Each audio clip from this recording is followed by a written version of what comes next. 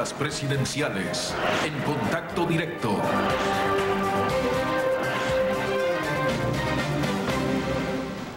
Continuamos hoy propuestas presidenciales con Álvaro Noboa, candidato a presidente de la República por el PRIAN.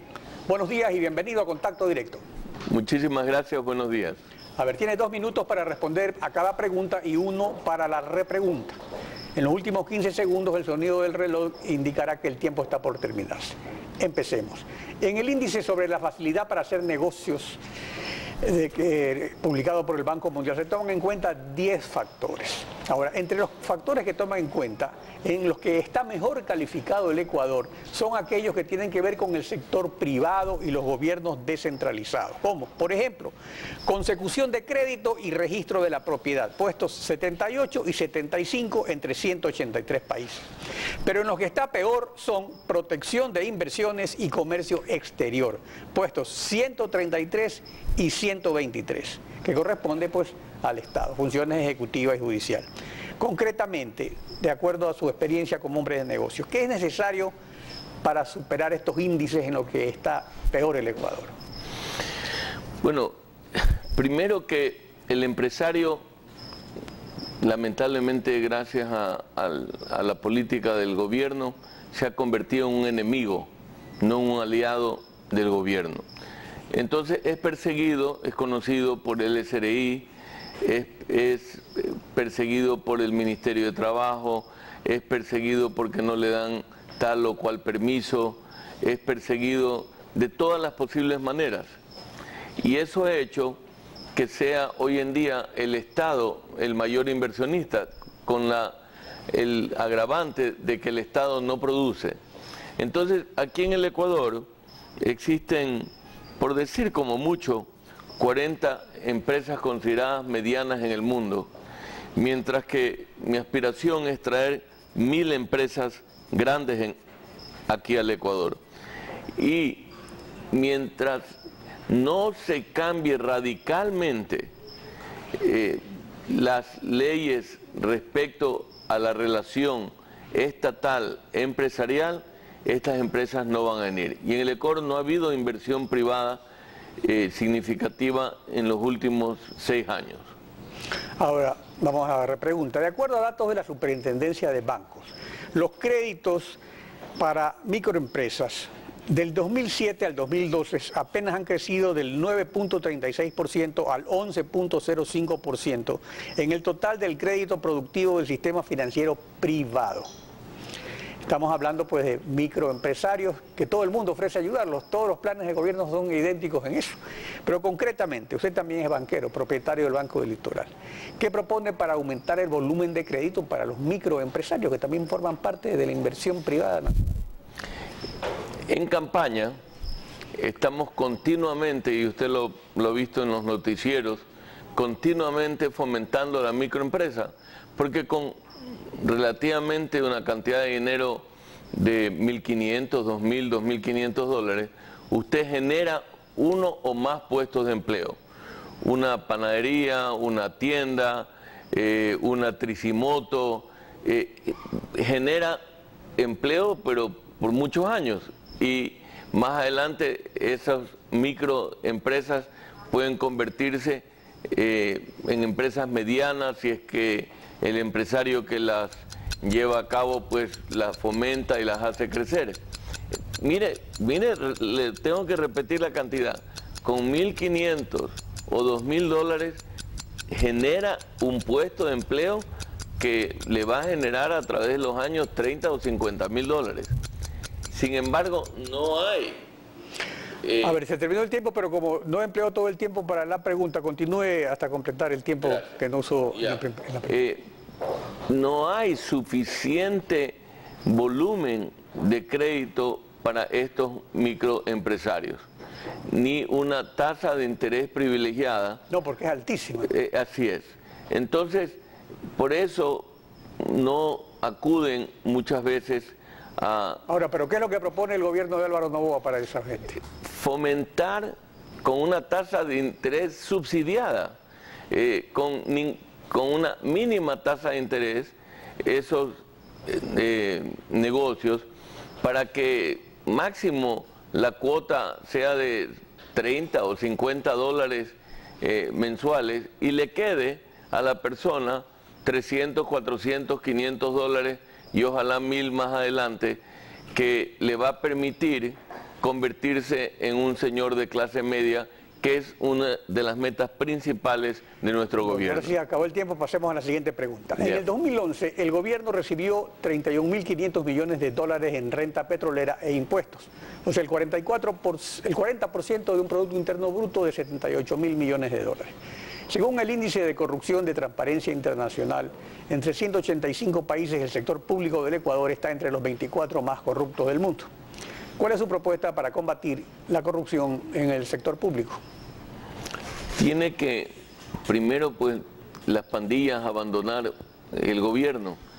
Y yo creo firmemente en la clase media ecuatoriana, trabajo con ella en nuestras empresas, en las empresas donde yo trabajo, y hay gente muy honesta, muy correcta, que usted la vive en este canal.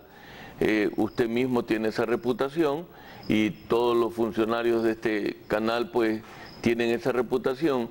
Por lo tanto, tiene que salir de esa masa que trabaja en la empresa privada y depurar en la empresa pública, porque hay gente también muy honesta en la empresa pública, depurar a todo lo que es pandilla, todo lo que es puesto político, todo aquel que va con lamentablemente el afán de hacerse rico, depurarlo. Y todos saben quiénes son, todo el Ecuador sabe quiénes son.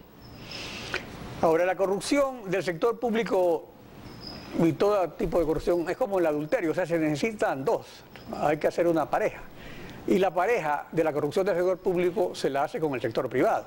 Entonces también es necesario plantear algo contra los corruptores del sector privado, porque generalmente es en contratos, en negocios, en adquisiciones, ahí es donde justamente viene y se roban el dinero, que no es que le roban el dinero al Estado, que es el más grande empresario del país, sino que le roban el dinero a los pobres, a los niños, a los enfermos, a las mujeres, a los ancianos. Sí, no estoy de acuerdo con usted que hay dos, porque hay...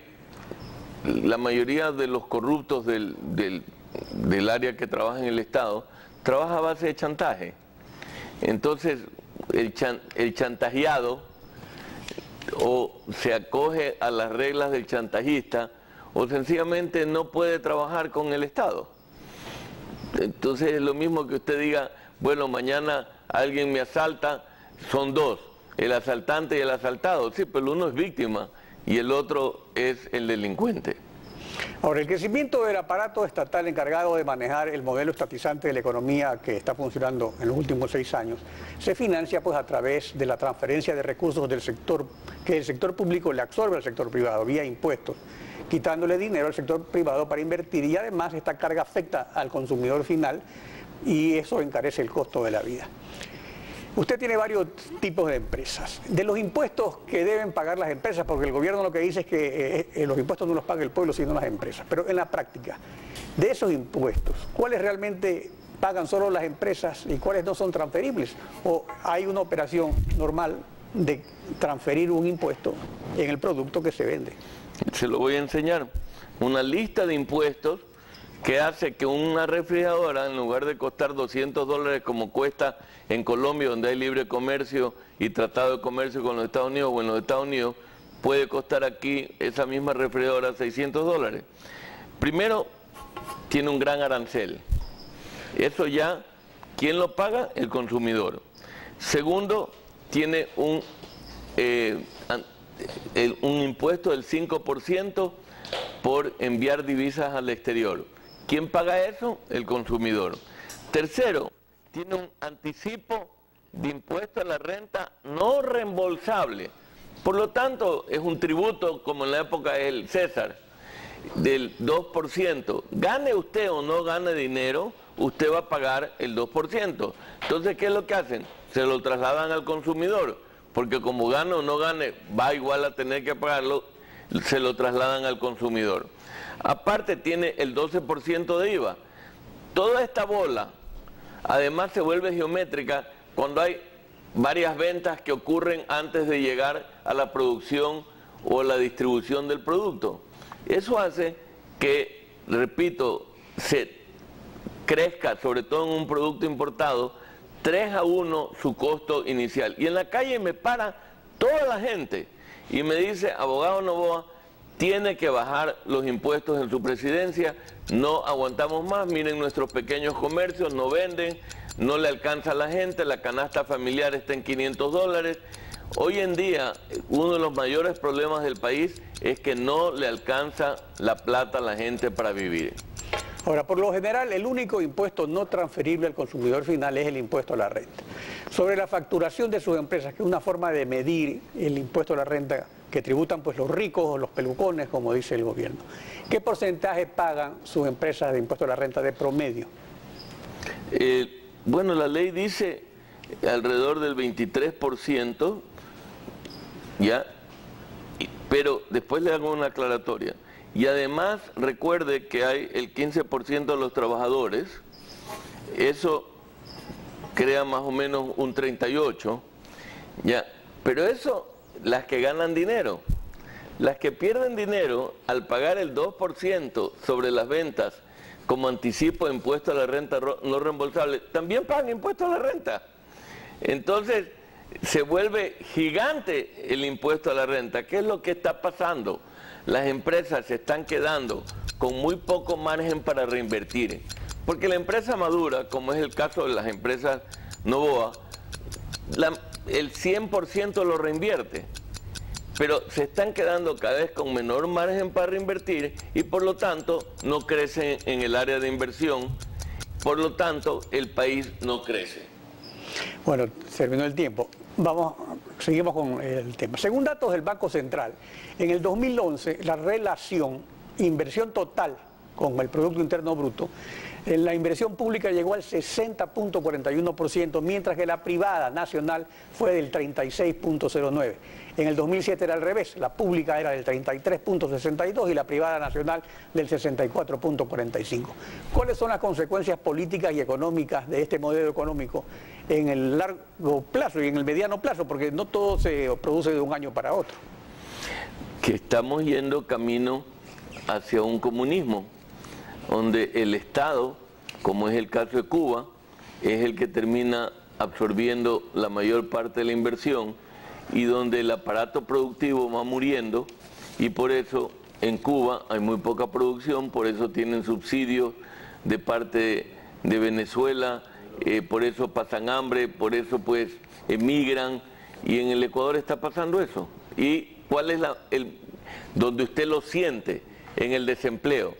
Y hay 3 problemas grandes en el Ecuador que se quejan todas las personas que ante mí. Empleo, costo de vida producto de los impuestos y delincuencia.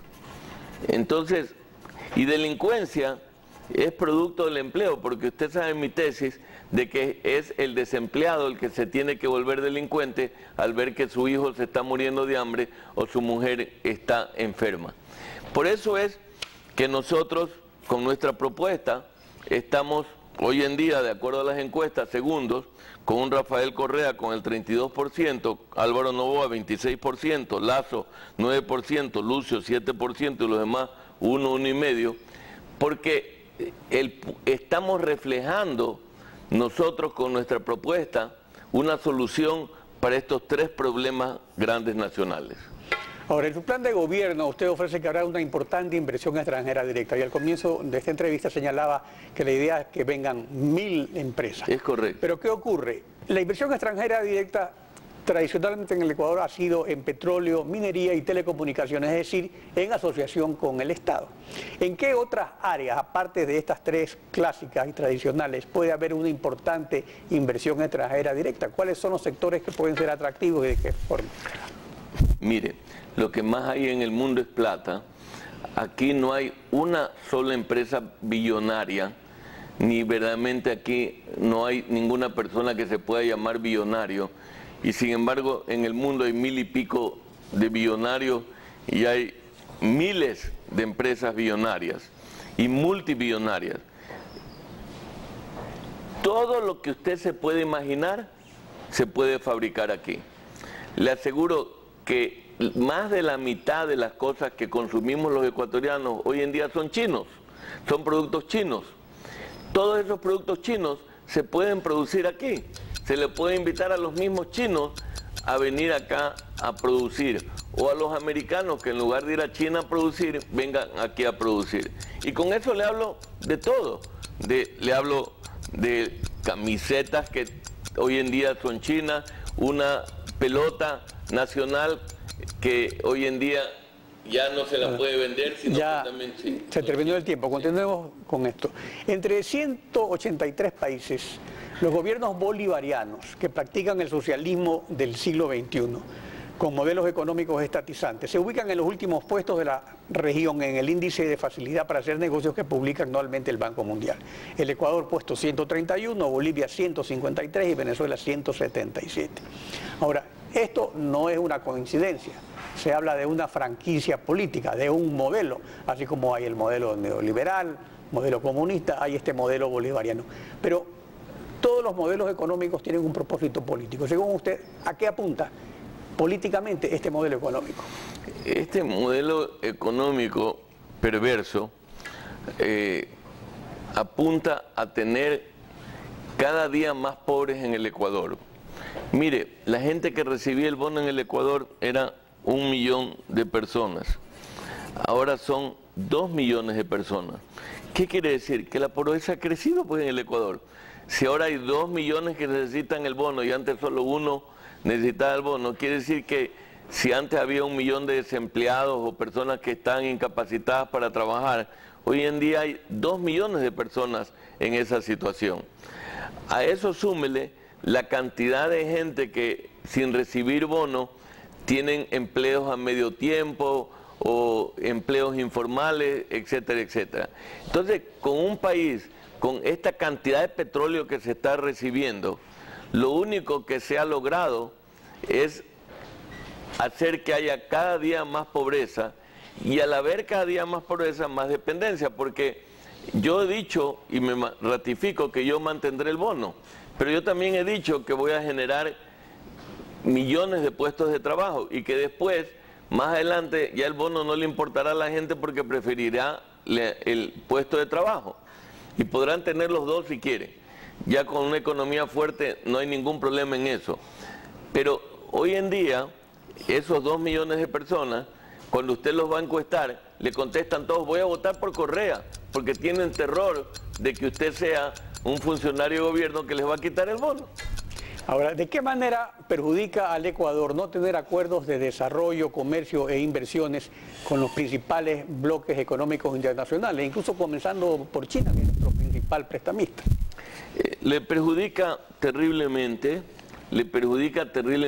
y lo he escuchado a usted en televisión hablar sobre ese tema, la mala relación que hay con Europa, siendo nuestro principal consumidor de banano, y todo el tema bananero que debido a la limitante de tiempo no quiero extenderme en eso.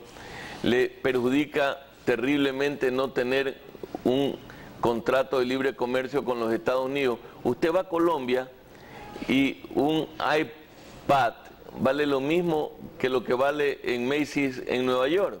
¿Por qué? Porque tienen un tratado de libre comercio. Y eso es lo que el pueblo quiere. El pueblo quiere tener más ingresos y que los artículos que compren sean a menor costo. Y eso solo ocurre cuando hay tratados de libre comercio y donde se acaban los aranceles. Álvaro Novoa, candidato a presidente de la República por el PRIAN. Gracias por su participación en Contacto Directo. Muchísimas gracias. Steffi.